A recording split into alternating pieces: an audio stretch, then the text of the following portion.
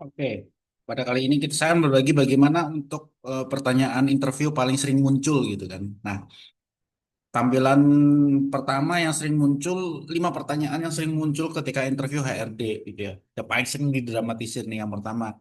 Yuk kita bahas. Pertama, ceritakan tentang diri kamu. Nah, biasanya kamu harus menceritakan highlight apa sih kompetensi besar tentang diri kamu gitu ya. Dan ini biasanya menggunakan metode STAR. Situasinya ketika masa lalu seperti apa gitu, kemudian tugasnya seperti apa, achievementnya apa, actionnya apa, dan hasilnya seperti apa. Nah itu bagaimana kamu menceritakan tentang diri kamu. Terus yang kedua, kenapa ingin kerja di sini? Ini terlihat klise, tetapi kamu bisa mempelajari browsing mengenai website perusahaannya. Gimana bisnisnya, apa yang dia eh, produknya seperti apa, bagaimana besar pasarnya, bagaimana nanti kamu untuk mengembangkan orang di sana. Gitu ya. Nah, ini tergantung kamu harus mengulik website perusahaan tersebut. Pertanyaan ketiga, kelebihan dan kekurangan. Ini terlihat klise, tetapi untuk pertanyaan ini cukup powerful untuk mengetahui siapa diri kamu gitu ya.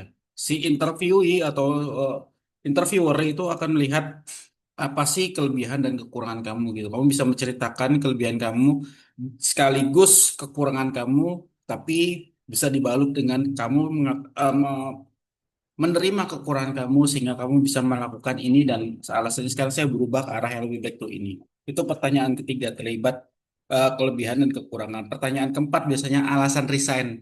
Nah, kamu jangan menjelekkan perusahaan lama kalau pertanyaan seperti ini dan tentu kamu ingin growth ya. Kalau alasannya growth ingin bertumbuh gitu ya, ingin ada eh, hal baru yang ingin dikuasai dan kamu sudah 5 tahun di perusahaan lama itu bisa sebagai alasan kamu untuk pindah kantor ataupun resign dari perusahaan lama. Tapi ingat jangan em, menjelek-jelekan perusahaan lama. Terus yang terakhir adalah gaji yang diharapkan. Pertanyaan kelima, gaji yang diharapkan. Nah, angka gaji yang diharapkan ini muncul ketika kamu menjawab dengan cukup baik gitu ya. Alasannya itu harus cukup masuk akal. Kebutuhan kamu mungkin yang pertama kamu masih mencicil rumah dan kamu juga punya anak satu dan juga kamu juga harus menghidupi istri gitu ya, tidak bekerja dan lain sebagainya. Kamu harus menghitung sebelumnya besarannya berapa untuk kehidupan kamu sebulan dan sampaikan kepada interviewer.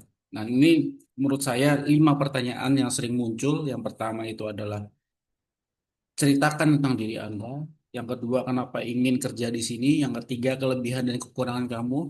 Alasan resign kamu apa. Yang kelima, gaji yang diharapkan apa. Udah siap untuk mencari pekerjaan yang baru di tahun ini.